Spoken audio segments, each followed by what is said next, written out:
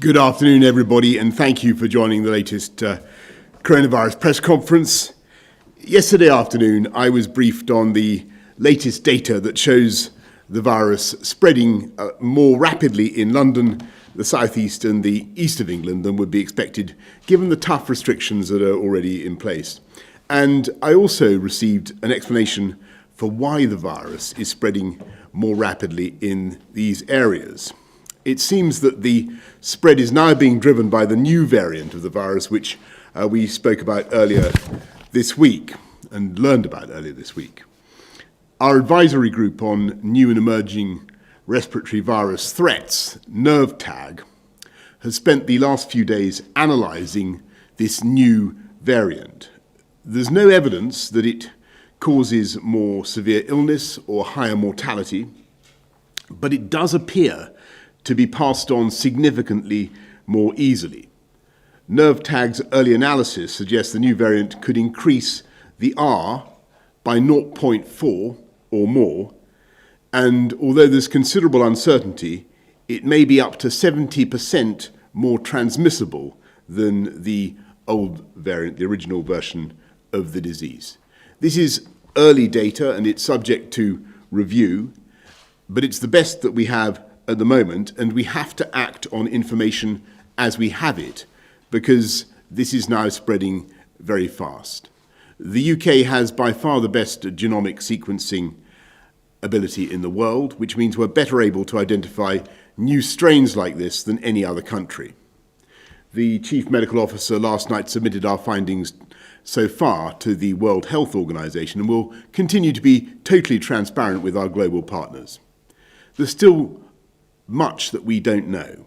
While we're fairly certain the variant is transmitted more quickly, there's no evidence to suggest it is more lethal or causes more severe illness. Equally, there's no evidence to suggest the vaccine will be any less effective against the new variant. Our experts will continue their work to improve our understanding as fast as we can. So we're learning about it as we go, but we already know enough, more than enough, to be sure that we must act now. So I met ministers on the COVID Operations Committee last night, and again first thing this morning. Cabinet met at lunchtime to agree the following actions. First, we will introduce new restrictions in the most affected areas, specifically those parts of London, the South East and the East of England, which are currently in Tier 3. These areas will enter a new Tier 4, which will be broadly equivalent to the national restrictions which were in place in England in November. That means residents in those areas must stay at home, apart from limited exemptions set out in law. Non-essential retail, indoor gyms and leisure facilities and personal care services must close.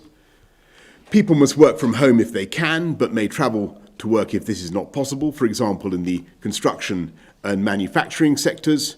People should not enter or leave Tier 4 areas, and Tier 4 residents must not stay overnight away from home. Individuals can only meet one person from another household in an outdoor public space. Unlike the November national restrictions, communal worship can continue to take place in Tier 4 areas, and these measures will take effect from tomorrow morning. All tiers will continue to be regularly reviewed in line with the approach previously set out, with the next formal review taking place on the 30th of December. Second, we're issuing new advice on travel. Although the new variant is concentrated in Tier 4 areas, it is nonetheless present at lower levels around the country. So we're asking everyone in all tiers to stay local. People should carefully consider whether they need to travel abroad, and they should follow the rules in their tier. Those in Tier 4 areas will not be permitted to travel abroad, apart from limited exceptions such as for work purposes. Third, we must, I'm afraid, look again at Christmas. And as Prime Minister, it's my duty to take difficult decisions, to do what is right to protect the people of this country. Given the early evidence we have on this new variant of the virus, the potential risk it poses, it is with a very heavy heart, I must tell you, we cannot continue with Christmas as planned. In England, those living in Tier 4 areas should not mix with anyone outside their own household at Christmas, though support bubbles will remain in place for those at particular risk of loneliness or isolation. Across the rest of the country, the Christmas rules allowing up to 3 households to meet will now be limited to Christmas Day only, rather than the 5 days as previously set out. As before, there will be no relaxation on the 31st of January, so people must not break the rules at New Year. They must not break the rules at New Year. It's very, very important to emphasise that. I know how much emotion people invest in this time of year and how important it is, for instance, for grandparents to see their grandchildren, for families to be together. So I know how disappointing this will be. But we have said throughout this pandemic that we must and we will be guided by the science. When the science changes, we must change our response. And when the virus changes its method of attack, we must change our method of defence.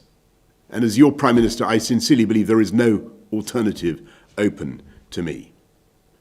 Without action, the evidence suggests that infections would soar, hospitals would become overwhelmed, and many thousands more would lose their lives. And I want to stress that we are not alone in this fight or in taking these types of decisions. Many of our European friends and neighbours are being forced to take similar action.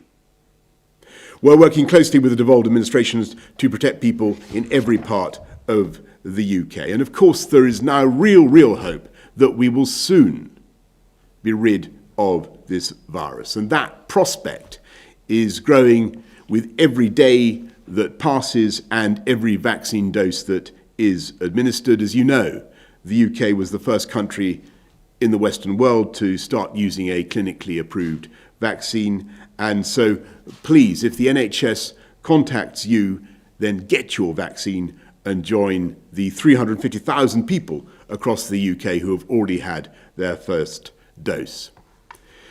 Yes, Christmas this year will be different, very different, but we must be realistic.